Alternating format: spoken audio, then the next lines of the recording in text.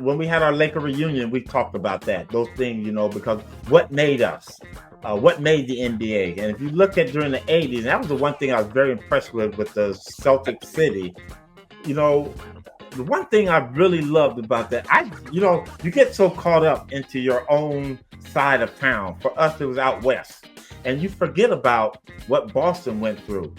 And watching that episode number 4 showed what Larry Bird was made of, man.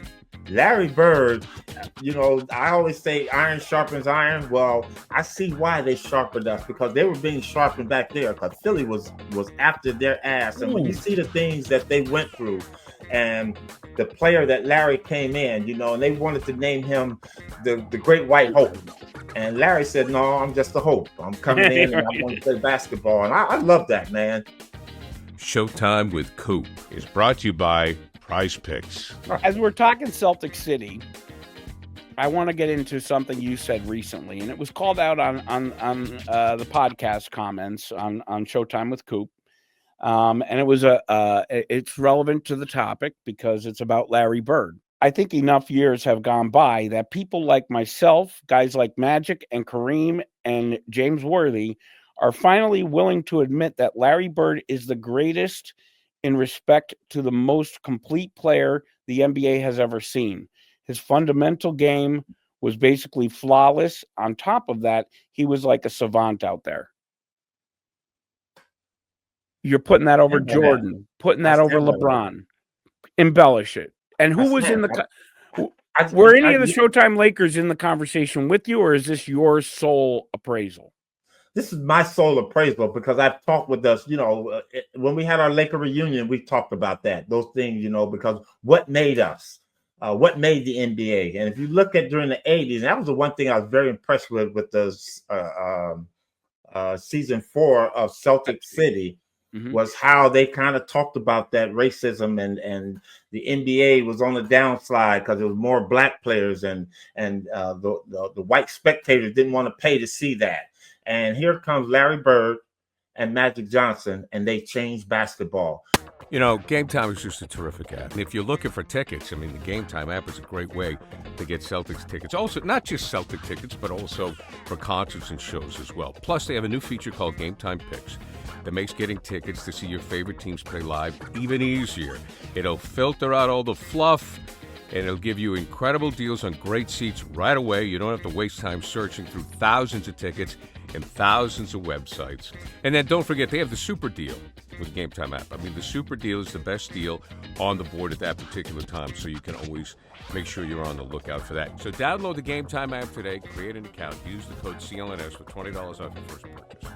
Again, download the Game Time app, create an account, use code CLNS for $20 off your first purchase. Terms apply. Again, create an account, redeem the code CLNS for $20 off. Download Game Time today. What time is it? Why, it's game time.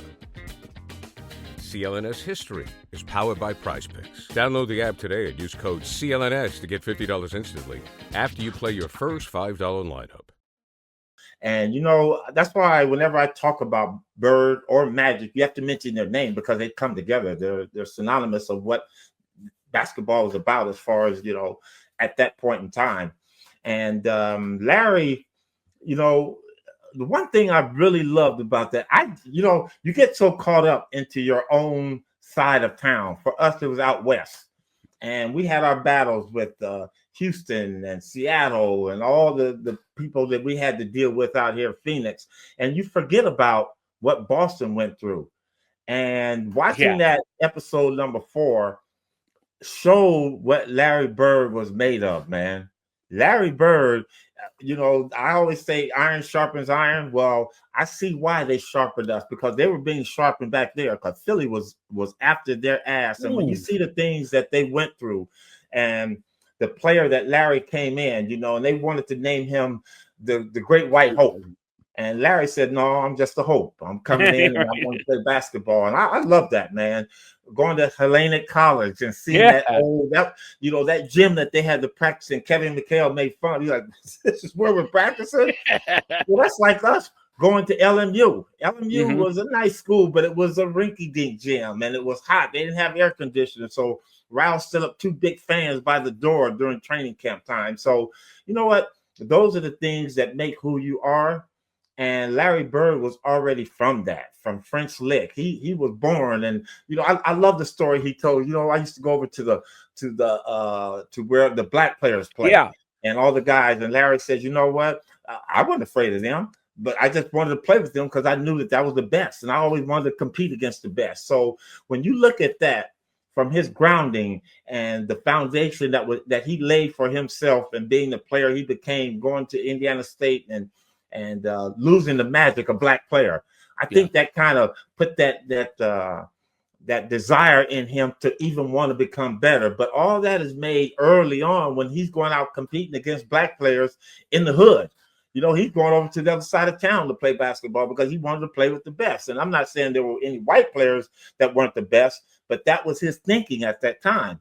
And you know what? The grind that he went through and Boston went through, and how that I got so intense watching that series with Boston and Philly, and the way they fought and fought and fought, and then they go to Boston and listen to Cedric and listen to ML Carr talk about that mentality. It just reminded me of what we were doing out west.